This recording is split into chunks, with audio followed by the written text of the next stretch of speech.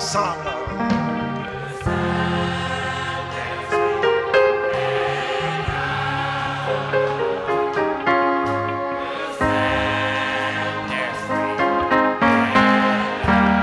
Sœurs et frères ensemble.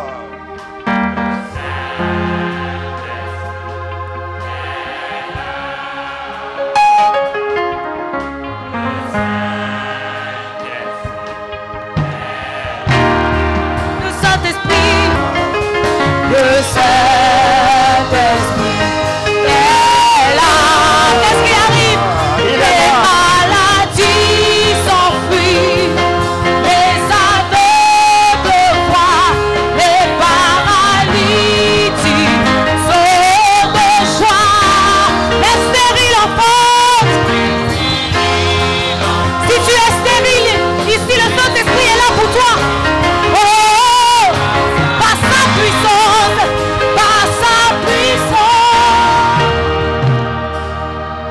Le Saint-Esprit est là. Le Saint-Esprit est là. Tu es là, Saint-Esprit. Tu es en nous. Tu es avec nous. Et tu es pour nous. C'est toi qui nous conduis dans toute la vérité. C'est toi qui nous enseigne, qui nous instruit et qui nous prépare pour les jours d'éternité. C'est pour cela que nous apprécions ta présence et nous acclamons ta présence. Merci Seigneur pour ta présence parmi nous. Amen. Amen. Amen. Amen. Amen. Veuillez vous asseoir. Bénissons le Seigneur pour ce merveilleux mois de juin, le mois de notre avantage, le mois de la communion avec le Saint-Esprit. Je bénis le Seigneur du séminaire où je viens. C'est que le premier mot même de l'orateur, c'était les avantages.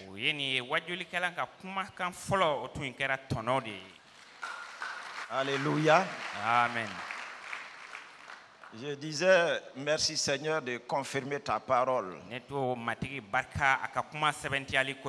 Mais en commun avec eux, nous avons le mois de la communion avec le Saint-Esprit.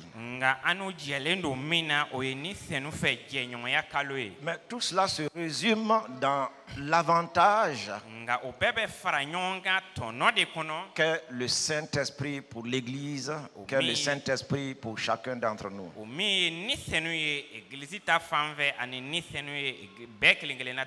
Le dimanche, nous avons vu ici dans Jean 14, 26,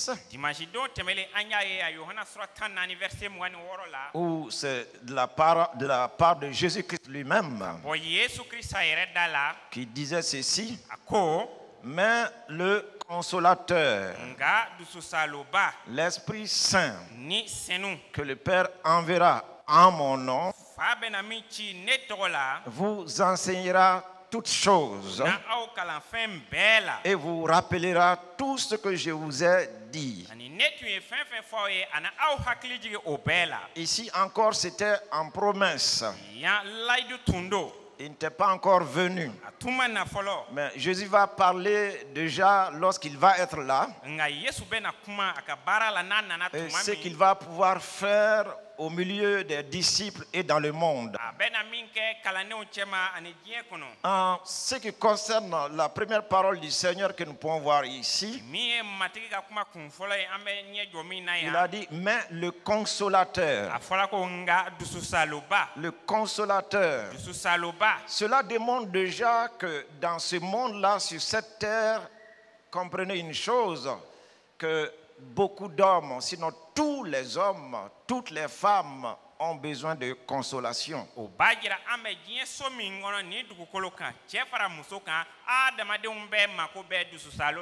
Et cela voudrait dire que tous sont blessés d'une manière ou d'une autre. Et cela voudrait dire encore, tous sont dans une certaine solitude, quoi qu'ils soient au milieu des peuples. Et cela démontre encore que tous ont des problèmes, malgré l'apparence que nous pouvons voir de bonheur, donc dans des familles, dans des maisons, dans des vies, donc d'hommes et de femmes.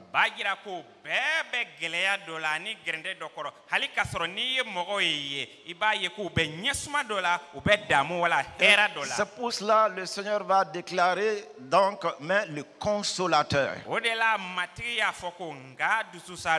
Il viendra pour consoler. Tu as besoin de consolation. Tu as besoin de consolation. Je ne sais pas dans quel domaine précisément tu as besoin de consolation. Se peut-il que tu as besoin de consolation au niveau de ta famille? Tu as besoin de consolation certainement au niveau de ton corps qui ne fait que souffrir de maladies dont on déclare incurable.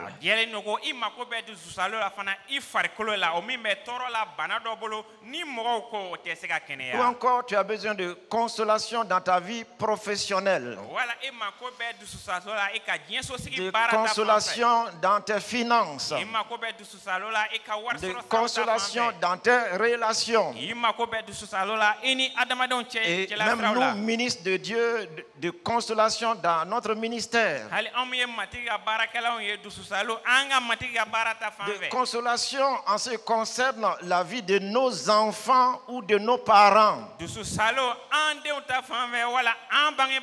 Beaucoup d'enfants ont besoin de consolation parce que le type de parents qu'ils voient donc, dans la maison chaque jour n'est pas ce type qu'ils voudraient avoir comme père et mère, mais hélas. Den chama makobe dusu salo la bangba ta fanve o ba fe ka miselia e bani fata fanve chomina ka gwa kono nga onyebe o bangba o la chomina o mo yoro ye o la kera jige wara yo bolo. Et se demande si toutefois leur vie va finir comme cela. Ani o ba o yera nyininga nasro ka nyanama ya bena labani chola. Et beaucoup de parents aussi ont besoin de consolation en voyant leurs enfants allant d'échec en échec et de honte en honte.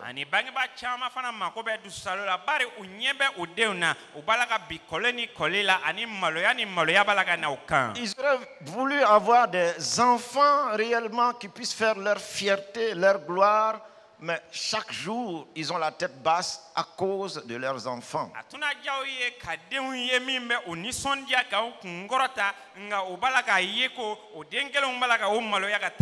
De consolation, surtout dans la vie spirituelle. De consolation, j'ai dit dans la vie spirituelle, en ce qui concerne notre relation avec Dieu, la connaissance de Dieu et notre vie spirituelle étant agréable à Dieu.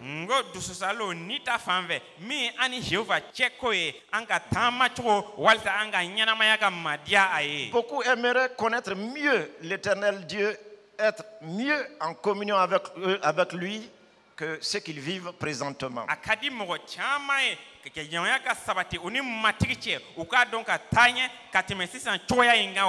Et beaucoup se demandent est-ce qu'en réalité ils peuvent entrer dans une communion parfaite vraiment avec Dieu telle que la soif qui se trouve dans leur cœur le prouve. La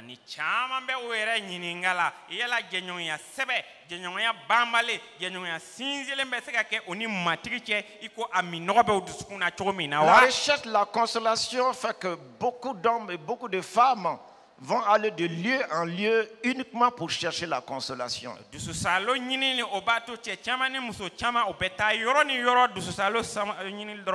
Nous avons vu dans les semaines passées où l'Ecclésiaste nous disait que trop de science, trop de connaissances amenait quoi?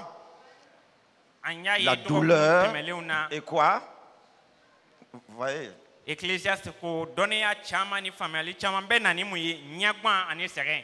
Donc pour ainsi dire, Jésus connaissant tout cela, et surtout la grande désolation de la fin des temps, et où il ne serait plus possible d'être consolé, à savoir lorsqu'on sera repoussé loin de Dieu à la fin des temps. Et disons-le clairement, dans le feu des enfers. Alors où la consolation ne serait plus possible. C'est pour cela, bien avant que ces choses n'arrivent, Jésus nous parle de la venue réellement donc du Saint-Esprit, qui est une personne en réalité, la divinité même de Dieu, et qui va être avec les disciples comme lui il se trouve avec eux. Parce que les disciples se disaient, mais si toi tu t'en vas comme cela, nous allons être des orphelins. Jésus a déclaré, non, je ne vous laisserai pas orphelins. Et il y a tellement de mystères et de bonnes paroles dans les paroles du Seigneur Jésus-Christ. Et je pense que nous aurons l'occasion d'y entrer en profondeur. Parce qu'il va dire, bientôt vous ne me verrez plus. Et encore il va dire, bientôt vous me verrez. À savoir le consolateur qui va venir. Frères et sœurs, le Seigneur voudra que, tel que les disciples le voyaient et communiaient avec lui en toutes choses lorsqu'il les commissionnait,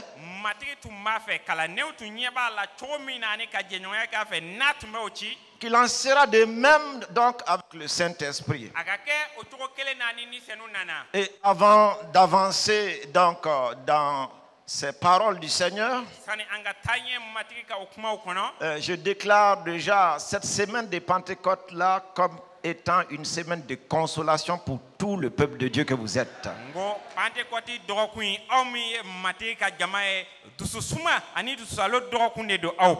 Le domaine dans lequel vous avez besoin de consolation, vous aurez la consolation au nom de Jésus.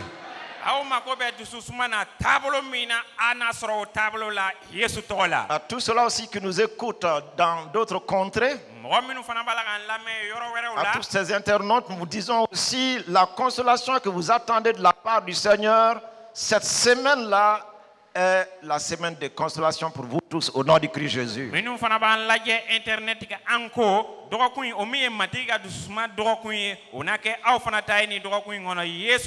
Pour ainsi dire, sans le Saint-Esprit, il n'y a pas de consolation. Les hommes ont beau te tapoter sur les épaules pour te dire calme-toi, tout ira bien. Les hommes ont beau pleurer avec toi, beau sympathiser avec toi. Ils ont beau réellement te secourir avec des biens, de l'argent et tant d'autres choses. La consolation qu'ils peuvent apporter, ne serait-ce qu'à l'instant seulement où ils vous tapotent les épaules, où ils pleurent avec vous, où ils vous donnent leur sympathie. Il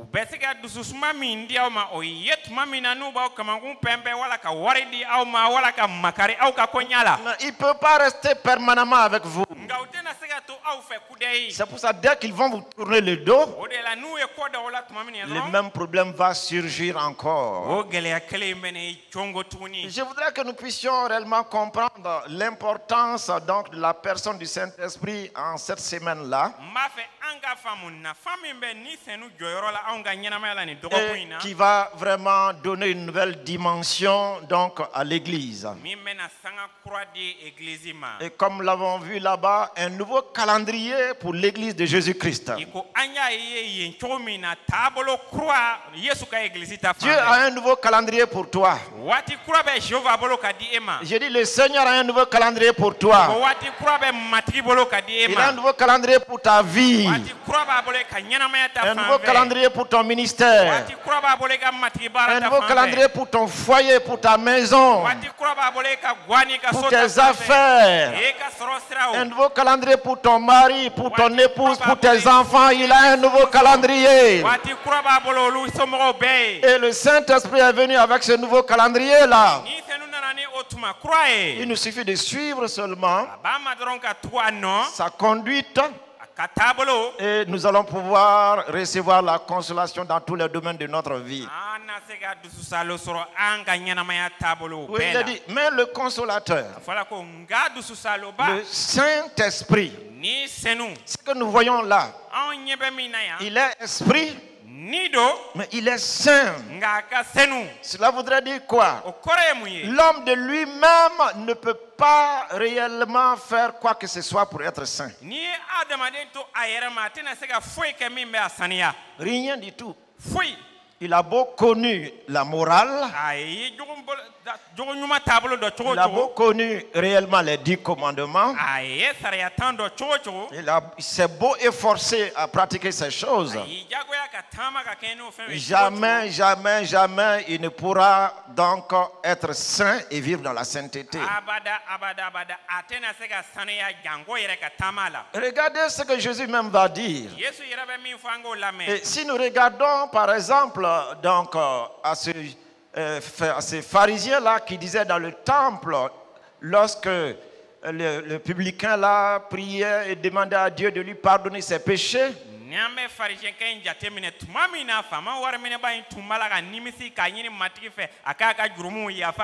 donc ces publicains-là, plutôt ces pharisiens-là disaient, je ne suis pas comme ces publicains.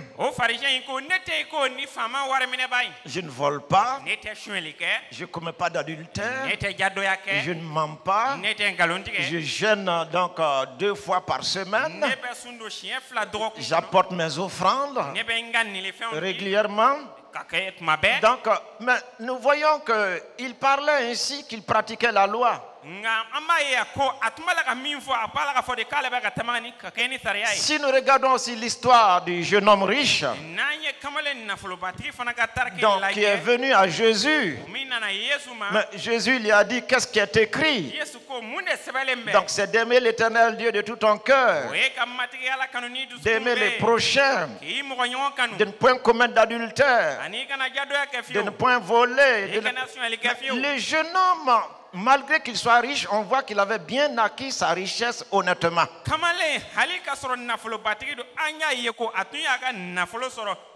Jésus ne l'a pas dit, c'est faux tout ce que tu viens de dire. Mais pourtant le Seigneur va lui dire, il te manque une chose. Tu dis aimer les prochains. D'accord. Va et vends tout ce que tu as et donne-les aux pauvres.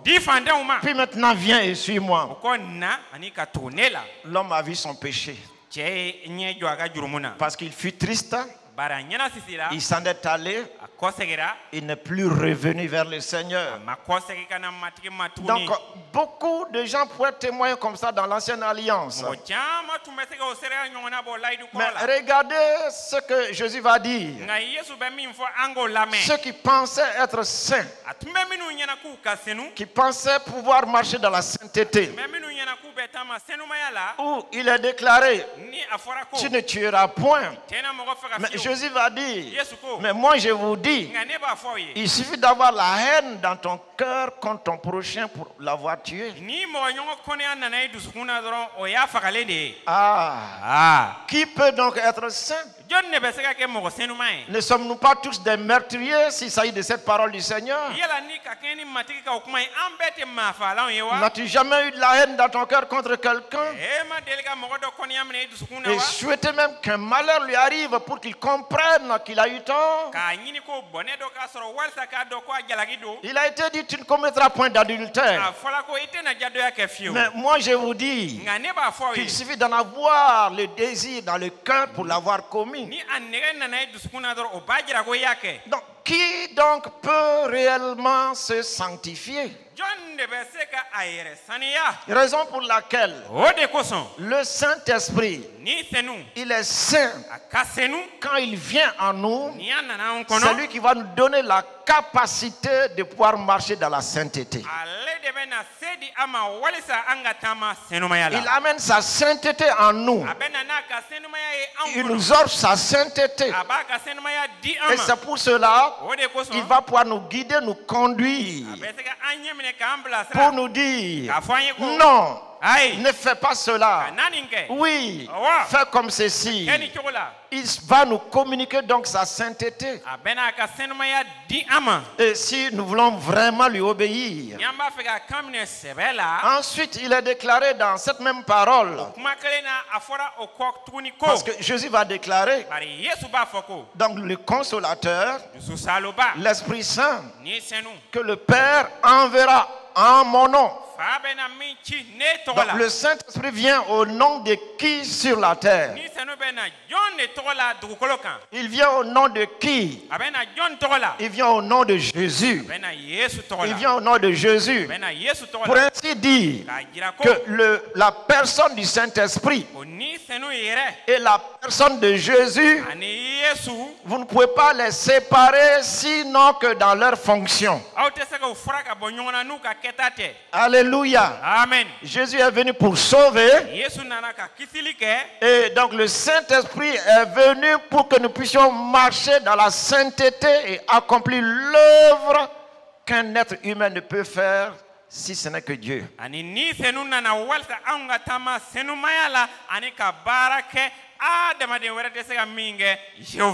Donc si le Saint-Esprit vient au nom de Jésus, nous devons comprendre que la personne du Saint-Esprit et la personne de Jésus sont liées. Et il est aussi déclaré qu'est-ce qu'il va faire. Nous sommes ici toujours dans les promesses. Jésus est en train de parler à ses disciples. Le Saint-Esprit n'est pas encore venu. Il n'est pas encore descendu sur la terre. Mais il est en train de leur parler déjà. Quand il va venir, il fera les mêmes choses que lui, il faisait dans la communion que les disciples avaient avec lui. La communion que les disciples avaient avec lui, Jésus. Il viendra pour faire la même chose. Alléluia. Amen. Gloire à Dieu. Il dit ainsi, il vous enseignera toutes choses. Donc il vient comme un enseignant. Comme un enseignant. Pour enseigner toutes choses. Nous avons dans ce monde des enseignants. Mais ces enseignants-là ne peuvent pas enseigner toutes choses. C'est pour cela qu'ils sont spécialisés dans certains domaines. Et dans d'autres domaines, ils ne connaissent absolument rien. Surtout en matière de médecine. Vous allez trouver des cardiologues. Donc eux sont spécialisés dans tout ce qui concerne le cœur. Vous allez trouver des pneumologues, des gens qui sont qualifiés et donc spécialisés dans tout ce qui concerne les poumons. Ainsi de suite. Il ne peut pas tout connaître. Nous avons des médecins qu'on appelle les généralistes. Donc ces généralistes, on les appelle généralistes, mais ils ne connaissent pas toutes choses. C'est pour cela, quand vous allez venir à eux, ils pourront diagnostiquer quelque chose, mais ils vont vous envoyer chez quelqu'un d'autre qui connaît mieux qu'eux. Alléluia. Amen. Mais regardez, le Saint-Esprit, par rapport donc à ces enseignants que nous aimons citer réellement dans nos conférences et dans nos réunions.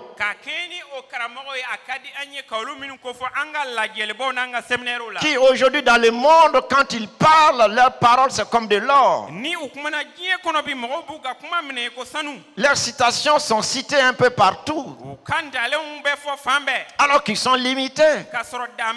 Mais il a dit, le Saint-Esprit, lui, il va nous enseigner toutes choses. Toutes choses. C'est pour cela. Il peut guérir les aveugles. Il peut faire parler les muets. Les paralysés peuvent marcher avec lui. Les cancéreux sont guéris. Les diabétiques sont guéris. Tous les fous sont délivrés. Il est spécialiste en tout. Il enseigne tout et il peut tout et il fait tout à la gloire de Jésus. Et c'est pour cela, il va encore dire, et il va vous rappeler tout ce que je vous ai dit. Parce que 3 années et demie, le Seigneur est en train d'enseigner. Il est en train de parler de conférence en conférence, de dialogue en dialogue avec les individus. Il va de lieu en lieu. Les disciples les suivent. Mais écoutez-moi très bien. On ne parle jamais qu'un disciple prenait une note. Aucun disciple ne prenait une note. Parce que derrière les choses que le Seigneur enseignait étaient au-delà de leur portée, de leur connaissance. Et d'ailleurs, il a dit que Pierre et Jean étaient reconnus comme des analphabètes. Mais comment se fait-il que certaines personnes pensent que lorsque Jésus se déplaçait, Luc écrivait après lui. Marc donc écrivait après lui. Donc Luc écrivait après lui. Matthieu écrivait après lui. Jean écrivait avec lui. Non, ils n'ont pris aucune note. Puisqu'ils ne comprenaient pas. Mais il a dit, le consolateur, le Saint-Esprit, quand il va venir, il vous rappellera tout ce que je vous ai dit. Raison pour laquelle, lorsque l'Esprit de Dieu est venu, c'est après sa venue, et presque 30 ans après sa venue, que réellement ces écrits, ces évangiles ont commencé à être écrits. Ont commencé à être écrits. Parce que l'Esprit de Dieu maintenant les rappelait. Les rappelait. Vous vous rappelez? Donc dans Matthieu, et Matthieu s'est bien rappelé là. Donc sur la montagne des sermons, les sermons sur la montagne. Heureux les pauvres en esprit. Heureux. Il n'avait pas pris cette note-là quand Jésus le disait. Mais c'est le Saint-Esprit qui lui rappelait toutes ces paroles. Il en est de même. Avec le Saint-Esprit, il n'y a pas de perte de mémoire. Il n'y a pas de perte de mémoire avec le Saint-Esprit. Et même si présentement tu souffres de perte de mémoire, donc il y a beaucoup de gens qui disent j'oublie vite, je fais des fuites de mémoire.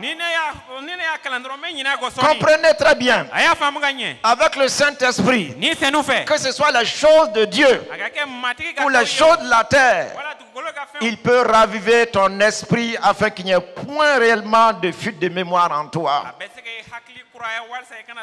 Et tous ceux qui ont des pertes de mémoire, je vous déclare en ces jours de Pentecôte, recevez maintenant la guérison et la libération totale. Que votre mémoire revienne et se rappelle de toutes vos actions, de toutes vos paroles et vous permette réellement de ne pas être des gens qui seront à la risée des autres en disant il a encore oublié, il ne reconnaît plus les gens, il a oublié ce qu'il a dit hier.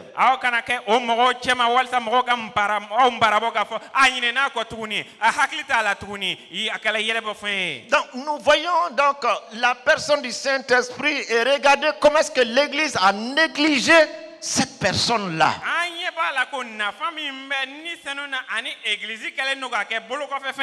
Nous voyons toute l'importance du Saint-Esprit dans Jean 14, 26. Et si réellement nous le mettons de côté, comprenons déjà que nous avons signé notre échec. Nous avons signé notre perte. Raison pour laquelle, Église de Jésus-Christ, vous qui êtes là aujourd'hui, en ce jour de Pentecôte, donc le Seigneur voudrait que nous puissions placer le Saint-Esprit à sa place dans nos vies.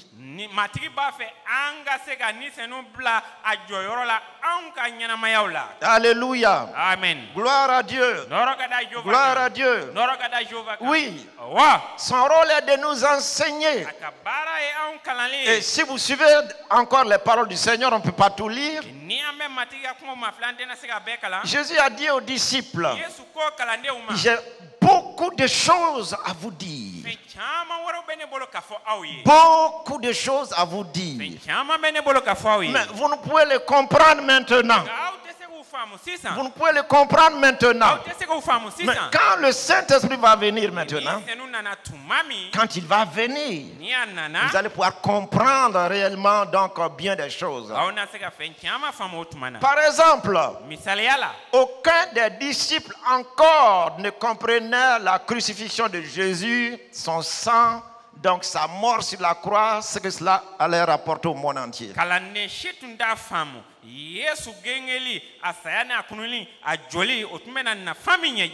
La table du Seigneur que nous allons prendre, aucun des disciples, bien qu'ils aient mangé avec Jésus, à cette table-là, aucun d'eux ne comprenait ce que ça voudrait dire. Donc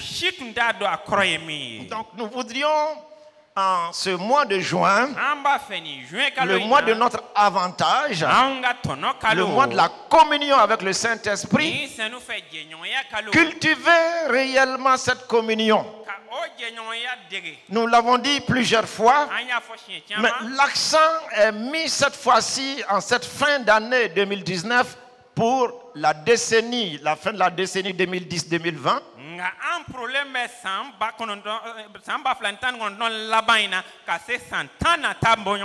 Pour que l'Église soit vraiment préparée pour être à l'heure du Seigneur et de pouvoir résister à toutes les choses, aux tempêtes qui pourraient venir contre elle.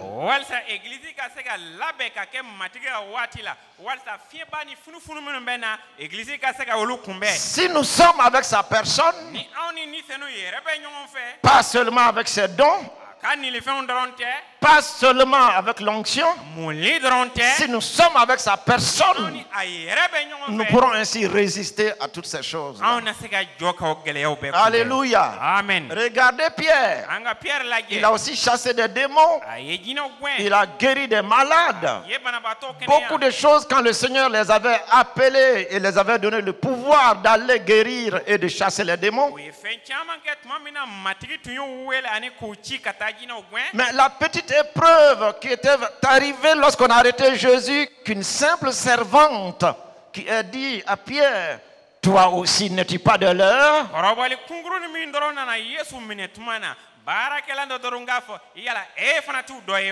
Et Pierre, la voix de cette petite fille, de cette petite servante seulement. Je ne dis pas de la voix des hommes seulement qui ont su dire tu es de l'heure aussi parce que tu sembles être galiléen. Mais il a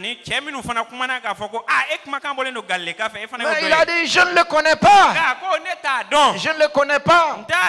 Combien diront-ils qui ne connaissent pas le Seigneur si des épreuves arrivaient maintenant? S'il y a eu des pressions maintenant, s'il y a eu des épreuves maintenant, on a vu dans certains pays où réellement il te fallait soit renier le Seigneur pour vivre ou déclarer que tu as lu et tu perdais ta vie. Beaucoup l'ont renié pour vivre. Beaucoup l'ont confessé et ils en sont morts. Pourtant, ils étaient tous des chrétiens. Mais La seule différence était quoi?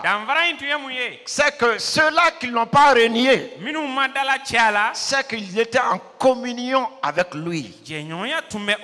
Si tu es en communion avec ses dons, en communion seulement avec son onction, donc quand ces choses ne sont plus là, alors comprends très bien que ta foi aussi va disparaître. C'est comme une personne en deux personnes. Si leur relation est basée sur le bien matériel, si leur relation est basée sur l'argent, et si leur relation même est basée sur le fait qu'ils travaillent dans un même lieu, le jour où il manquera de l'argent, leur amitié sera finie, leur communion sera finie.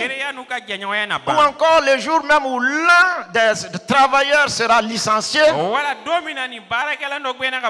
et que l'autre est gardé là-bas, il dira certainement c'est mon compagnon là qui a dû me livrer.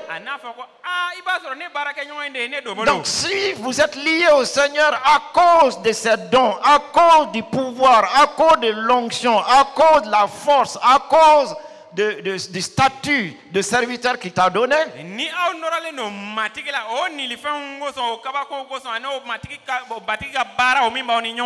si une pression arrivait, une preuve arrivait, et qu'il n'y a plus de miracle, et il n'y a plus de signe, tu attends un signe, ça ne vient pas. Alors, beaucoup de gens, par méconnaissance de la personne du Saint-Esprit, vont régner. Alléluia. Amen. Gloire à Dieu. Gloire à Dieu. C'est pour ça que nous le disons. Puisque nous avons chanté qu'il est là, il est là. Pour nous, ce n'est plus une promesse de dire quand il va venir. Il est déjà venu. Mais nous allons toujours un peu voir ses promesses pour que nous puissions comprendre si les dons là, ces promesses-là sont accomplies déjà. Oui, il est là. En réalité, il est là. Nous ne pouvons que le remercier pour sa présence. Et s'il est présent, c'est qu'il est là avec sa puissance, il est là avec ses dons, il est là avec son pouvoir, il est là avec son onction. Ne prenons pas l'onction et laissez sa personne. Non, non, non. Accrochons-nous à sa personne. Oui. Est-ce que tu peux ce matin-là t'accrocher à cet enseignant merveilleux et magnifique et compétent dans tous les domaines pour qu'il t'enseigne? Est-ce que tu peux ce matin-là te décider réellement à ce qu'il te saisisse par la main et que tu le saisisses aussi pour qu'il puisse te conduire dans ce que tu dois faire?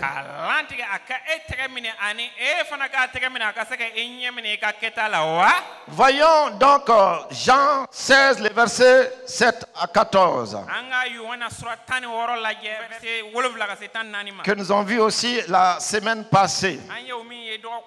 Jean 16, le verset donc 7 à 14. Parce que c'est de là qu'est venu donc le mois de notre avantage. Alléluia. Amen. Jean 16, verset donc 7 à 14. Il est dit: cependant je vous dis la vérité. Cependant je vous dis la vérité. Qui parle ici? Qui est-ce qui nous parle? Jésus. Il est obligé de se justifier lui-même. Parce qu'il voit que les gens n'écoutent pas sa parole. Et que beaucoup de gens pensent qu'il est un prédicateur comme tant d'autres prédicateurs. Il les fait comprendre. Ce que je vous dis, c'est la vérité.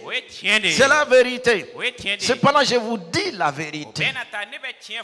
Donc, saisissez cette vérité. Saisissez cette parole. Et je vous dis en ce dimanche-là, saisissez cette parole-là. Il n'y a pas d'autre vérité plus que cela. Vous n'aurez de consolation, de secours et d'enseignement nulle part que dans ce que le Seigneur nous donne ici. En la personne du Saint-Esprit. Cependant, je vous dis la vérité. Il vous est avantageux que je m'en aille. Car si je ne m'en vais pas, le consolateur ne viendra pas vers vous. Alléluia. Gloire à Dieu. Gloire à Dieu. Gloire à Dieu. Frères et sœurs, il y a toute une révélation dans cette petite phrase-là. Mais nous aurons l'occasion durant le séminaire d'en parler. Mais pourquoi les deux ne peuvent pas être là en même temps et que Jésus, donc maintenant le consolateur est là, il dit bon voici le consolateur, bon maintenant lui il va rester avec vous, maintenant moi je m'en vais donc au revoir.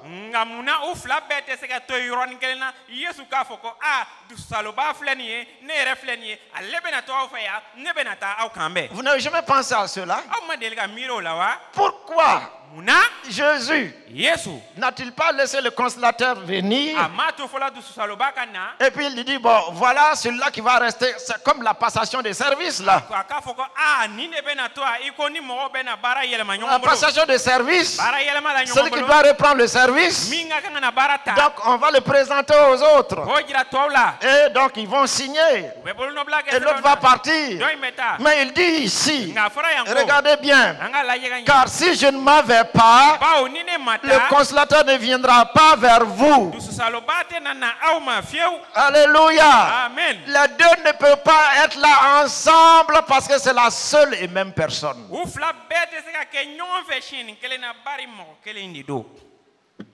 Dans une passation de service, vous êtes des cadres, ou en tout cas vous êtes servi dans des services.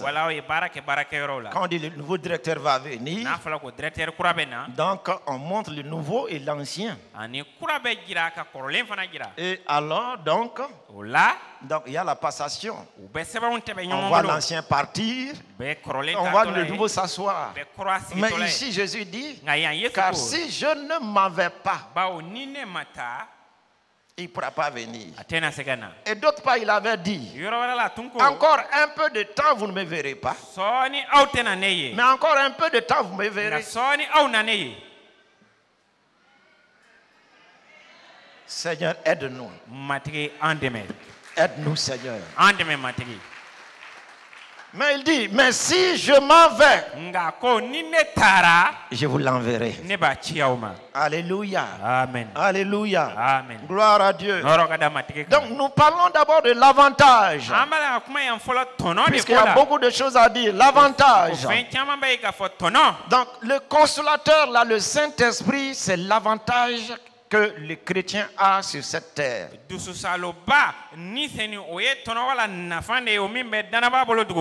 Alléluia. Amen. Puisque le Seigneur va déclarer, s'il vient, et regardez ce qu'il va faire. Il aura encore 3 fonctions donc principales dans le cœur des hommes. Alléluia. Amen. Gloire à Dieu. Bien sûr, nous avons vu la consolation. Nous avons vu donc l'enseignement qu'il va enseigner. Nous avons vu aussi qu'il va rappeler les paroles du Seigneur. Mais ici, nous voyons maintenant 3 fonctions qu'il va, 3 choses qu'il va faire dans le cœur des hommes. Il a dit, quand il sera venu, il convaincra le monde en ce qui concerne le péché.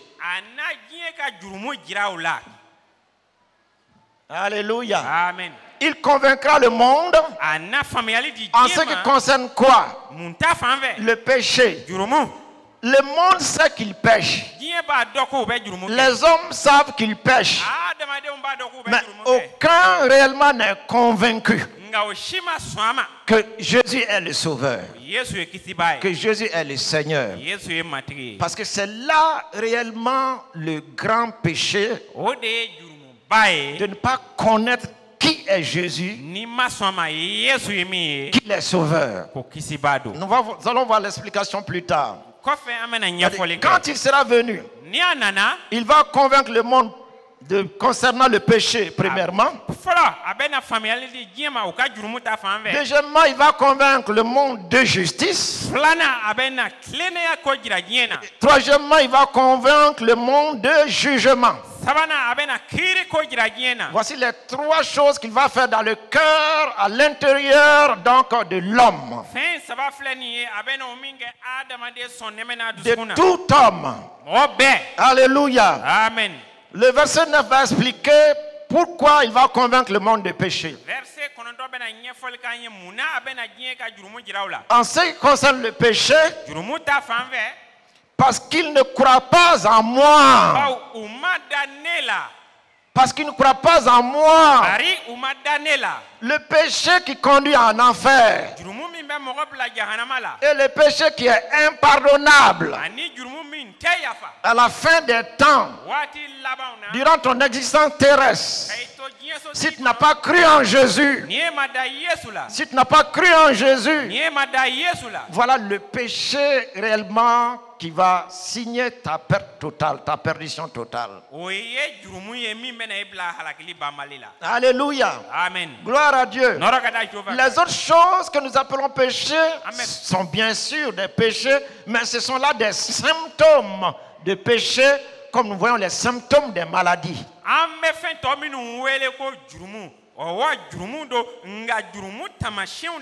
C'est pour ça celui qui ne croit pas en Jésus, donc c'est le péché le plus horrible qui puisse exister. Et cette personne, on va s'étonner pourquoi elle se livre au péché, pourquoi elle est inconsciente de ses actes. Mais dites à un paludéen, ne vomit pas. Cela peut l'arrêter. Cela peut l'arrêter. Dites à un paludéen, n'est pas la fièvre. Cela peut l'arrêter. Tant que le palud est là, il est impossible de ne pas d'arrêter de vomir. Il est impossible d'arrêter réellement cette fièvre tant que le palud est là. Donc quelqu'un qui ne croit pas en Jésus ne va pas lui dire d'arrêter l'adultère. Ne va pas lui dire ne mens pas. Ne va pas lui dire ne vis pas une vie de corruption. Ne va pas lui dire donc ne fais pas de guerre, de querelle. Ne va pas lui dire ne bats pas ta femme. Non, non, il ne peut pas. Pourquoi? Parce que ce péché-là qui est là, la méconnaissance de Jésus, il en est incapable d'arrêter ces choses-là. C'est pour cela le Saint-Esprit d'abord va s'attaquer à la racine de ce que nous appelons péché. Il va convaincre le monde de péché. C'est-à-dire il va convaincre les hommes et les femmes de croire en Jésus. Voilà ce qui fait la barrière entre eux et Dieu. Tant que tu ne crois pas en Jésus, tu peux parler de Dieu, tu peux prêcher sur Dieu, tu peux dire à quelqu'un, bon, je te pardonne à cause de Dieu. On entend cela dans la ville un peu partout. Parce que le monde est religieux. Chacun parle de Dieu. On dira, ah, celui-là c'est une femme de Dieu. Dans toutes les religions, on dira, celui-là c'est un homme de Dieu. Mais écoutez, écoutez-moi très bien. Tant que la personne n'a pas cru en Jésus, c'est pas une femme de Dieu, c'est pas un homme de Dieu. Et la personne ne peut pas arrêter donc ces mauvaises habitudes, ces mauvais comportements. C'est pour cela, quand on va voir dans les épîtres de Paul plus tard, Paul est étonné. Donc, réellement, que quelqu'un n'a pas de palu, tu es en train de vomir. Ah, c'est que tu as mangé quelque chose d'anormal. Tu as mangé quelque chose d'abnormal. Vous voyez? Donc, quelqu'un qui est né en Christ et qui continue avec sa vie païenne, c'est là le point d'interrogation maintenant. On va se demander donc réellement si cette personne-là est vraiment née de nouveau, si elle croit en Jésus. Parce qu'en croyant en Jésus, les symptômes et les signes extérieurs donc du péché ne doivent plus te caractériser dans la ville, ne doivent plus te caractériser dans le pays, ne doivent plus te caractériser dans ta famille, ne doivent plus te caractériser dans ton service. Souvent dans des services, j'ai entendu des gens dire à des enfants de Dieu, ah, nous quand même on peut faire ça. Mais toi chrétien, eux-mêmes ils sont étonnés de voir que quelqu'un qui dit qu'il est en Christ, il est en train de faire les mêmes choses qu'eux. Le monde même ne comprend pas cela. Frères et sœurs, raison pour laquelle donc, le Saint-Esprit, c'est lui qui convainc de péché, qui convainc les hommes et les femmes de croire en Jésus pour que réellement leur vomissement, leur diarrhée s'arrête et autres.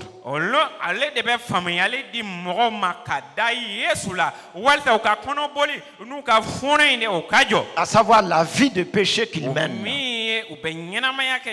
Si nous allons dans une campagne d'évangélisation, nous ne pouvons pas convaincre quelqu'un avec nos paroles. Nous ne pouvons pas convaincre quelqu'un avec nos gros mots, avec notre éloquence. Nous livrons seulement la parole, mais c'est le Saint-Esprit qui va pénétrer dans le cœur de la personne pour lui dire « Crois en Jésus ». Raison pour laquelle, si nous voyons l'importance de la personne du Saint-Esprit dans nos sorties d'évangélisation, dans nos campagnes d'évangélisation, dans nos dialogues avec les hommes, dans nos témoignages avec les hommes, nous allons comprendre que nous ne sommes pas seuls. Nous saurons que nous sommes avec celui-là qui convainc les cœurs. J'ai à parler sans peur. Mais c'est à lui de le convaincre. C'est à lui de le convaincre. Si le cœur de cette personne refuse donc cette parole, il nous a dit, mais la paix nous revient toujours. La paix nous revient toujours. On doit continuer notre chemin. La personne aurait résisté, refusé la parole du Saint-Esprit et l'action du Saint-Esprit dans sa vie. Alléluia. Amen. Gloire à Dieu. C'est pour cela, la morale est dans le monde depuis longtemps. La morale est dans le monde depuis longtemps. Oh, c'est pas digne d'un homme. C'est pas digne d'une femme. Un être humain ne doit pas faire ceci, cela. Vous voyez? Mais comprenez très bien, les hommes continuent de faire les mêmes choses sans le Seigneur Jésus-Christ. Donc, il faut que ce péché-là, le Saint-Esprit, il va venir attirer le cœur des hommes vers le Seigneur Jésus-Christ. Alléluia. Amen. Gloire à Dieu. Gloire à Dieu. Ensuite, il a dit au verset 10, verset 10. Donc quand il a dit il convaincra le monde de justice, la justice, pourquoi la justice? Pourquoi il va convaincre le monde de justice? Pourquoi doit-il convaincre de justice? Il va convaincre de justice tout homme, toute femme qui aurait accepté Jésus-Christ comme son sauveur et son Seigneur, pour dire à cet homme, à cette femme-là, qu'il ou qu'elle est justifié. Qu'il ou qu'elle est justifié. Justifié comment? Puisque Jésus-Christ étant notre justification, lorsqu'il a fini de nous justifier par son sang, en ayant pris tous nos péchés, il est allé au Père. Il est allé au Père. Il est allé au Père. Ce sont les justifiés qui montent là. Ce sont les justifiés qui montent. Les non justifiés ne montent pas. Et c'est pour ça que le Saint-Esprit va convaincre celui-là maintenant qui a cru dans son cœur que Jésus-Christ est le Sauveur, qu'il est le Fils du Dieu vivant. Il reçoit le témoin de sa justification dans son cœur. Et il peut dire Abba Père, que Dieu est son Père. Et comme Christ a été enlevé auprès du Père, comme Christ est allé au Père, il sait que lui aussi, il ira au Père. Alléluia. Amen. Gloire à Dieu. Et c'est cette assurance-là que le Saint-Esprit donne aux chrétiens sur la terre. Dis à ton frère, à ta soeur, tu es un justifié du Seigneur Jésus. Tu es un justifié du Seigneur Jésus. Alléluia. Amen. Alléluia. Amen. Qu'est-ce qu'il va faire encore dans le cœur? Vous voyez? Donc, il va convaincre le monde de jugement. De jugement. De jugement. Vous voyez l'importance de la personne du Saint-Esprit sur la terre? Comment est-ce qu'il va convaincre le monde de jugement? Il est dit, le jugement, parce que le prince de ce monde est jugé. Le prince de ce monde est jugé. Satan est déjà condamné. Les démons sont déjà condamnés à la perdition éternelle. Donc, de jugement, c'est pour ainsi dire, tous ceux-là qui suivent le prince de ce monde et qui ne suivent pas Jésus, même s'ils sont encore vivants parmi nous sur la terre, ils sont déjà jugés. Ils sont déjà jugés. Ils sont déjà sous le joug de la condamnation, puisqu'ils suivent le prince de ce monde qui est déjà jugé. Leur jugement a eu déjà lieu. Cet homme-là qui passe dans la rue, qui regarde bizarrement cette maison, qui se dit mais qu'est-ce que c'est que cette maison? On lui dit que c'est l'église. Il n'y est jamais entré. Il n'a jamais connu le Seigneur.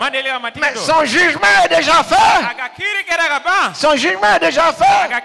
S'il mourait ainsi, il va rejoindre le prince de ce monde qui est déjà jugé. Alléluia. Amen. Et comprenez très bien. Donc ces trois fonctions que le Saint-Esprit va accomplir dans le cœur de tout homme. Personne ne pourra accuser Dieu de ne pas l'avoir averti sur cette terre. Frères et sœurs, pour ainsi dire, est déjà jugé et condamné tous ceux qui n'ont pas permis au Saint-Esprit de les convaincre de péché, c'est-à-dire de croire en Jésus.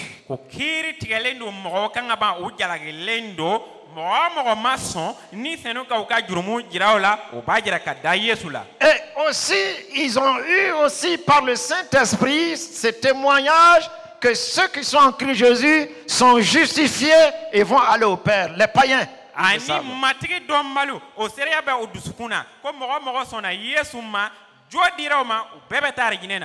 Et ils ont en eux ce témoignage aussi. Que la voie qu'ils ont suivie, le prince de ce monde qu'ils ont suivi. Pourquoi est-ce qu'il a dit ici le prince de ce monde? Parce que le prince de ce monde-là va leur donner les choses de ce monde. Le prince de ce monde va les attacher aux choses de ce monde. Ils vont aimer les choses de ce monde. Ils ne vont pas vouloir se débarrasser des choses de ce monde. Ils sont prêts à perdre leur âme à cause des biens de ce monde. C'est-à-dire, ils ont fait déjà leur choix. Ils ont déjà fait leur choix. Ils ont aimé les choses de ce monde. Et ils ont rejeté réellement les choses célestes, les choses à venir. Donc, le Saint-Esprit, voilà ce qu'il vient, le travail qu'il vient faire dans tout cœur. Même à un enfant de Dieu, quelqu'un qui a cru en Jésus, il va réellement convaincre cette personne-là. La mondanité commence à te gagner. Tu commences à être trop mondain. Tu commences à t'attacher trop au monde. Il est temps de te défaire de ceci ou de cela. Veux-tu venir avec moi? Veux-tu marcher sur la voie qu'il va te montrer? C'est pour cela que Jésus va déclarer que c'est lui qui va nous conduire. Il va nous conduire. Il va nous conduire. C'est pour cela où que tu sois. Je suis souvent étonné d'entendre des gens dire: je suis le seul chrétien dans ma famille et ça ne va pas du tout.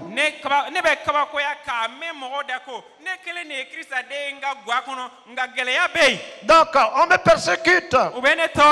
Ça ne va pas. Je vais quitter.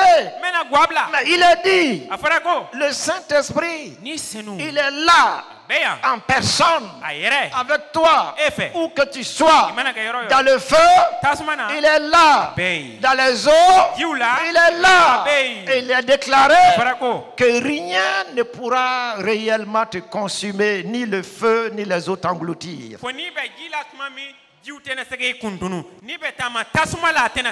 Ça veut dire tous ces flots de ce monde qui vont venir contre toi.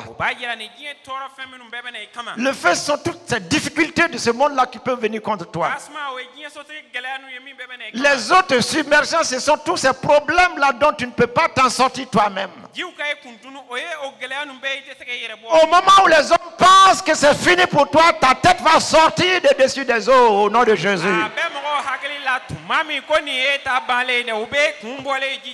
Au moment où on croira avoir fini avec toi, que le feu t'a consumé, on va te voir sortir glorieusement de ce feu-là.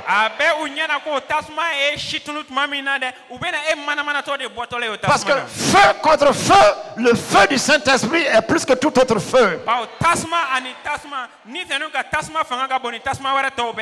Frères et sœurs, raison pour laquelle nous avons un grand avantage, le Saint-Esprit. Le Saint-Esprit, nous avons un grand avantage. Et si nous apprenons à connaître sa personne, on va voir cela en profondeur. Nous saurons réellement que rien ne pourra nous arrêter à notre tour. Alléluia. Amen. Alléluia. Amen. Oui. Jésus va dire en continuant, on avait déjà parlé de cela, j'ai encore beaucoup de choses à vous dire, mais vous ne pouvez pas les porter maintenant. Le verset 13, quand le consolateur sera venu, l'Esprit de vérité, il vous conduira dans toute la vérité, car il ne parlera pas de lui-même, mais il dira tout ce qu'il aura entendu et il vous annoncera les choses à venir. C'était en promesse aux disciples. C'était pas encore fait, mais en notre temps déjà c'est fait. Celui qui nous annonce les choses à venir. Celui qui nous annonce les choses que nous ne connaissons pas. Celui qui nous prépare pour l'avenir. Il te prépare pour demain. Il te prépare pour après-demain. Il te prépare pour le mois de juillet. Il te prépare pour le mois d'août. Il te prépare pour le mois de septembre.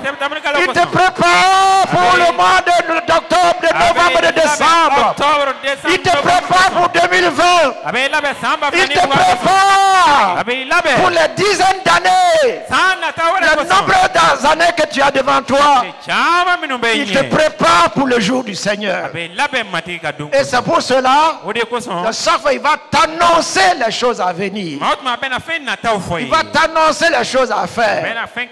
Si on dit donc il va t'annoncer, ça veut dire il va te parler.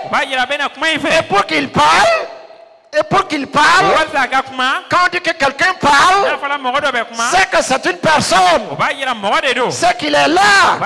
C'est qu'il est présent. C'est pour cela qu'il parle. Et s'il parle, connaissant toutes choses, il te mettra en sécurité. Alléluia. Acclamons le Seigneur. Alléluia. Gloire à Dieu. Gloire à Dieu.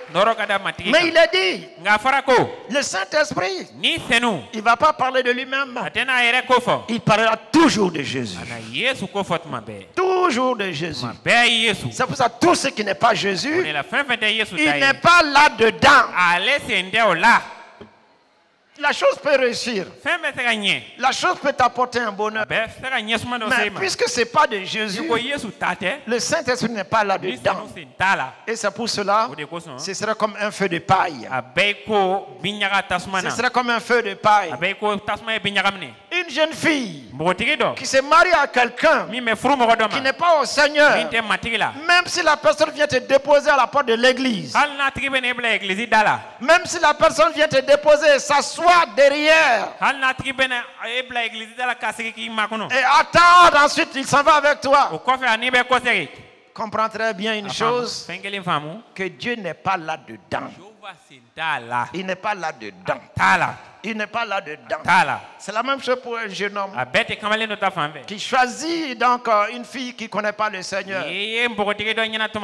La personne ne s'est pas laissée convaincre par le Saint-Esprit.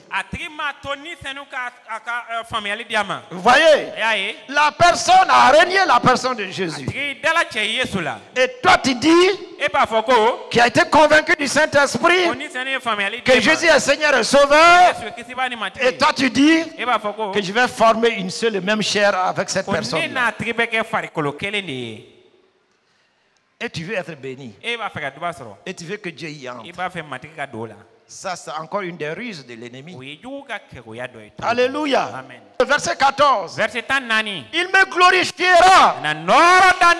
Le Saint-Esprit glorifie qui? Jésus. Il glorifie qui? Jésus. Mais regardez, quand on a seulement l'onction, on a reçu la puissance, on a l'autorité, on a les dons, on ne connaît pas sa personne, ils ne sont pas en communion avec sa personne, ils ne sont pas conduits par sa personne. Écoutez très bien, nous allons partir dans des lieux, l'onction va agir, mais c'est notre personne qui sera glorifiée par les hommes. C'est notre personne qui sera glorifiée par les gens. Pas Jésus. Pas Jésus. L'onction va agir. Mais puisque l'Esprit ne nous a pas conduits là-bas, mais nous sommes partis avec l'onction là-bas. C'est pour ça sa personne. Laissons sa personne nous conduire. Et n'allons pas avec notre propre force. Parce que notre propre force, c'est quoi? C'est notre volonté qui va réellement prendre l'onction qui est en nous, qui agit toujours, mais qui peut agir sans que ce soit la volonté de Dieu. Donc pour terminer, il y a beaucoup de choses à dire. Il me glorifiera. Alléluia. Amen. Nous voyons donc toute cette promesse depuis Joël, le prophète Joël. Donc, et dans les actes des apôtres, nous avons vu que toutes les promesses se sont réalisées. Le Saint-Esprit est venu. Et c'est ce qui va nous faire entrer dans le séminaire pour que nous puissions connaître et la personne du Saint-Esprit et connaître aussi son onction, connaître son œuvre et nous laisser conduire et diriger par lui. Oui. Et c'est après cela que, comme je l'ai dit au commencement, le nouveau calendrier du Seigneur va commencer pour chacun d'entre nous. Lèvons-nous devant le Seigneur. Lèvons-nous devant le Seigneur. Lèvons-nous devant le Seigneur.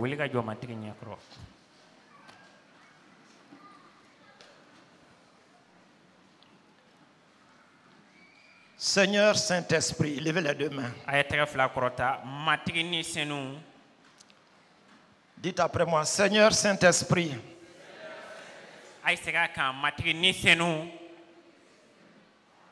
nous croyons en toi. Et nous nous convertissons en toi.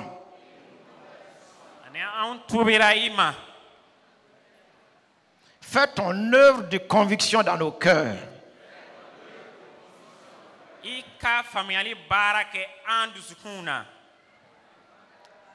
Fais ton œuvre de conviction dans le cœur de nos parents.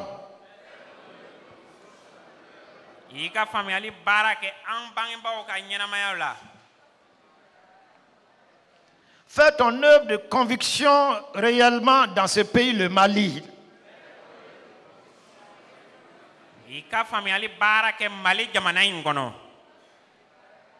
De toutes ces âmes qui n'ont pas encore connu Jésus-Christ comme Sauveur et Seigneur.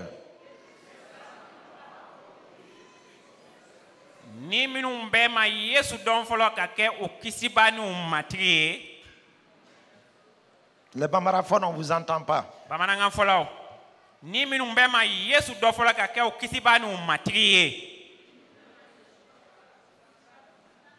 Saint-Esprit de Dieu, convainc aussi ton Église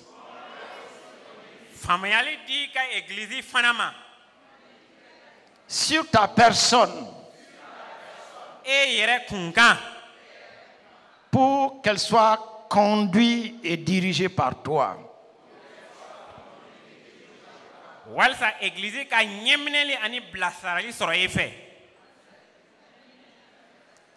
Nous ne voulons pas de miracles sans toi.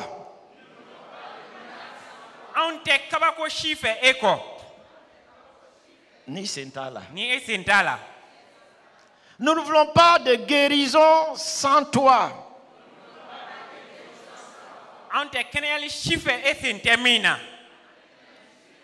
Nous ne voulons pas de délivrance sans toi.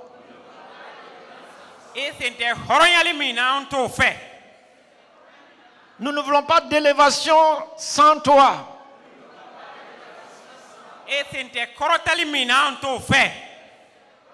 Nous ne voulons pas de prospérité sans toi.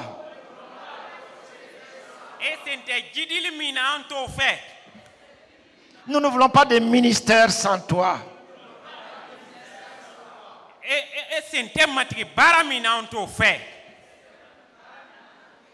C'est ce que tu nous conduis de faire que nous allons faire.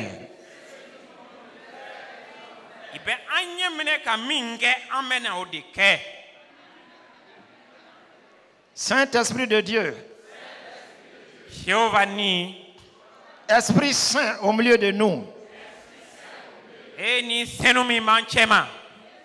fais-nous vivre la sainteté de Christ.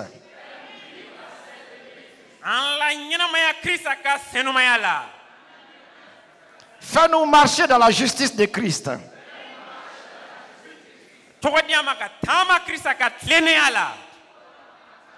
Et mets-nous hors de toute condamnation.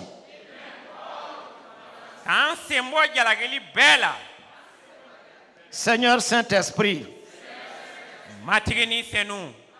selon la parole que le Seigneur nous a donnée,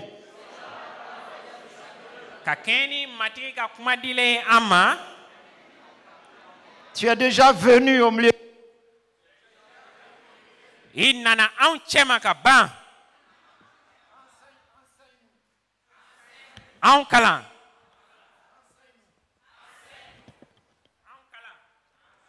Rappelle-nous tout ce que le Seigneur nous a dit en quelque lieu que ce soit.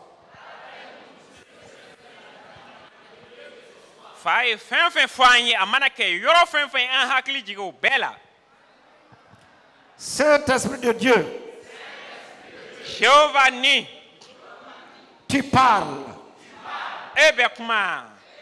Parle-nous. Comment on fait? Nous nous rendons disponibles à t'écouter.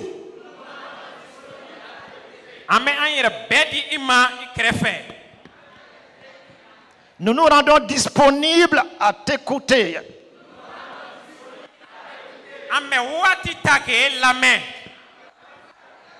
Et à mettre en pratique tes paroles.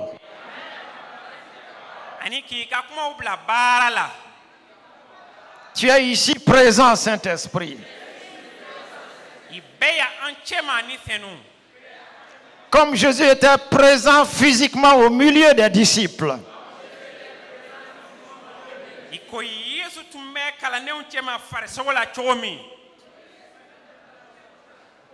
La seule différence, c'est que eux, ils voyaient Jésus.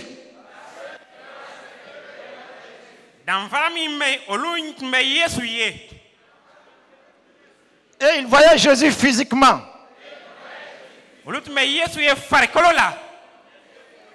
Parce qu'ils n'avaient que des yeux naturels.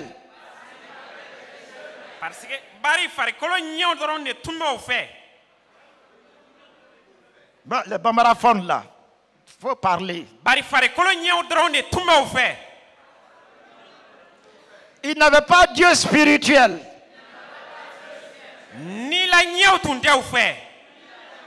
Parce que toi, Saint-Esprit, tu n'étais pas en eux.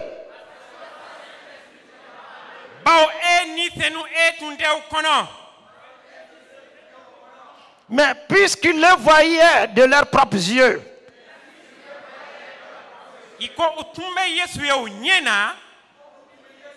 avec leurs yeux naturels, toi tu es venu habiter en nous, Saint-Esprit.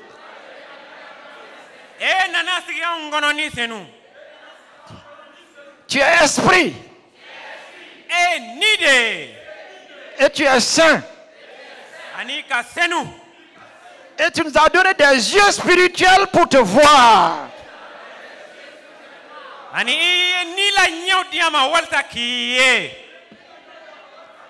Ouvre nos yeux spirituels sur toi.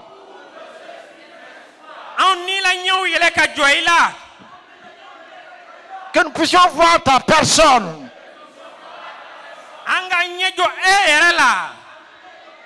Ouvre nos oreilles spirituelles pour t'entendre.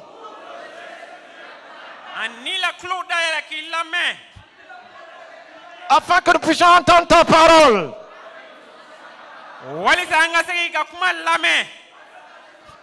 Et comme Jésus parcourait les villes et les villages avec ses disciples,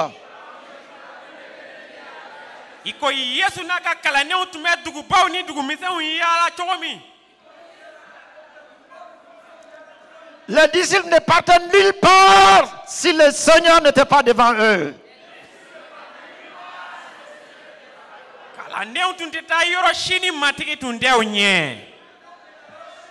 Nous aussi, Seigneur,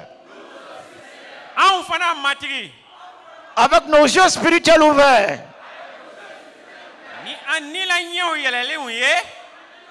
conduis-nous partout où nous devons partir.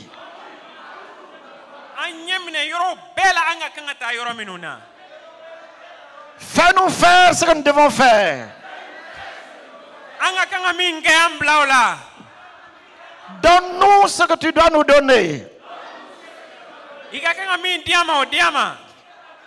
dans une obéissance totale. En ce jour de Pentecôte, Saint-Esprit de Dieu, que chacun dans la pleine assurance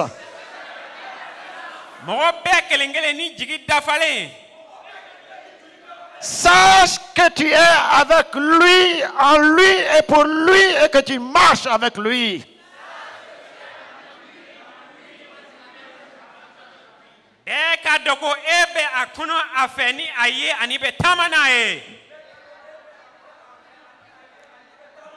Désormais, Seigneur,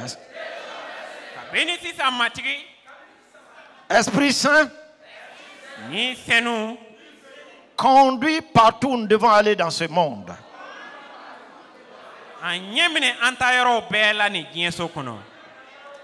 Conduis nos foyers.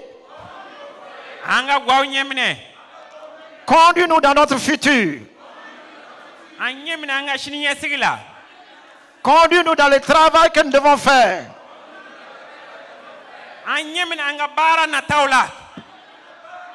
Conduis-nous vers les vrais partenaires avec lesquels nous devons marcher.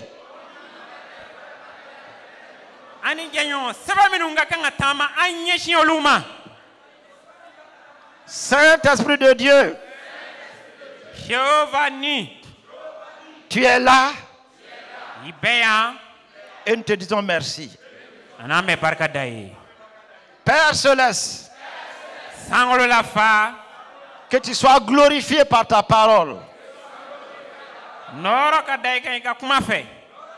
et que Jésus soit élevé dans nos vies.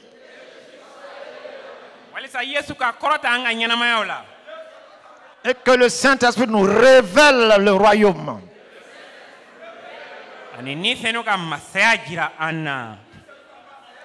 Élevez vos voix pour remercier le Seigneur. Remerciez le Seigneur. Il est parmi nous. Le Saint-Esprit est parmi nous. Il est parmi nous. Il est parmi nous.